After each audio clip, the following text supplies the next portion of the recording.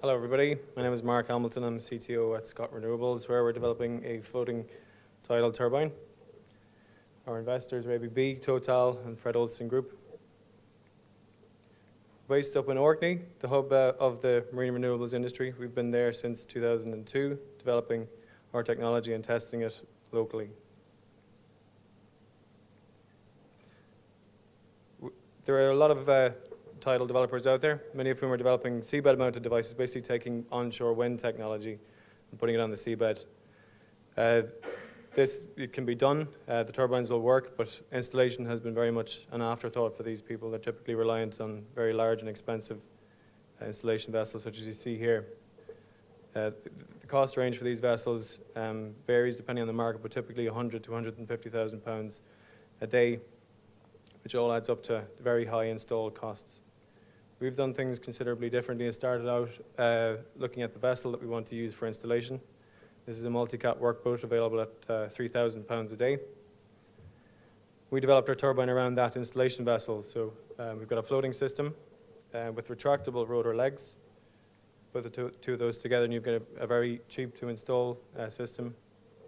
With the turbine staying on the sea surface, it's very accessible as well when on site for maintenance. We filed a patent for our technology back in 2004. We have specific protection on the retractability of the rotor legs. Since that time, we've been developing scale models, testing scale models of the device, everything from 40th scale up to 5th scale through to 2009. And we then progressed to a 250 kilowatt prototype, which we built back in 2011 and installed it at EMEC. We've now had that in the water for 2 years. I'll just run through video which will hopefully work.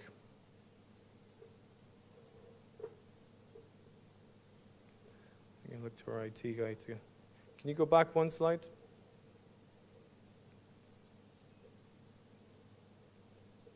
Sorry about this, eating into my time limit. So this is just a video of the installation procedure. So we tow the device to site, and we can tow it to site very fast with the legs retracted using our small workboat. When we come on site, we lift up the mooring system with an onboard winch and apply the pre-tension. When the turret plugs into place, an electrical connection is made remotely. And once that's all done, we lower the legs to their operation position and begin generating.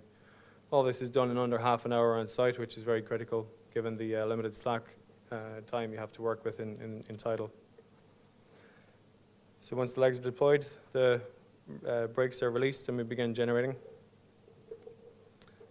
We have been testing the 250 prototype for 2 years. As I said, we began with tow trials for the first year or so. I can get that video going again. So that was a computer animation. I'm sure you'll all like to see the real thing working. This is it on site at EMEC, generating in speeds of up to 2.5 meters per second. The device has very good stability, as you can see there, in current and in wave conditions as well. I'll tell you a bit more about wave conditions in a little minute. Just switching to underwater shots here of the rotors turning. We've got two 8-meter rotors on the 250 machine. They're counter-rotating to give stability to the system. So we've had the machine on site for a month and a half just recently. This is a shot of our SCADA system working. We're operating the device from our office remotely in Stromness. The system is self-intelligent and autonomous at this stage. It's generating power similar to how a wind turbine would do, and this would be similar to how our commercial machines would operate.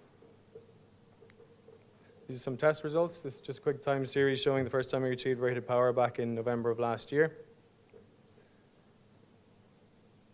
During the last 6 weeks of deployment, EMEC have done an independent performance assessment of the generation capability of the device. These are the power curves plotted from different days of generation over a 2-week period. A lot of people ask us about wave effects and how it affects the performance of the device. This is a time series of the significant wave height across the 2-week period, and you can see wave heights up to 3.5 meter significant wave height during the test period. I'm very happy to say that the wave effects have very little influence on the generation capability of the device. We're getting very good convergence on the power curves regardless of wave activity. I'll just quickly run through some design basics, bearing in mind I've got much time left. I think I've gone through most of it there, but it's all about keeping it low cost and keeping it simple. And because of that, we expect to deliver energy to the grid at significantly lower cost to seabed turbines. We expect to be in the low 20s, if not below 20 pence per kilowatt hour for first generation arrays. So based on the success of the 250, we're now progressing to a 2 megawatt device, which we'll be constructing this year and installing in the summer of next year. We're going to build that for 5.5 million. So under 3 million a megawatt, which is a benchmark, I guess, to aim for in terms of the offshore wind sector.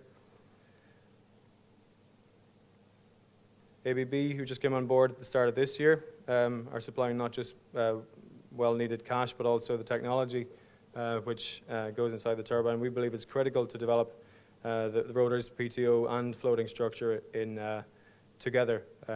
We question the ability to mount other people's PTOs on a generic platform. So the future, obviously we're looking towards deploying arrays within the kind of 5-year time period. We're developing a commercial site in Orkney, a 30 megawatt site, very near to our test location at EMEC. We expect to, it's grid dependent, but we expect to be installing turbines there within a 5-year period. So in conclusion, yeah, if there's any questions, I'd be happy to take them a bit later on. Thank you.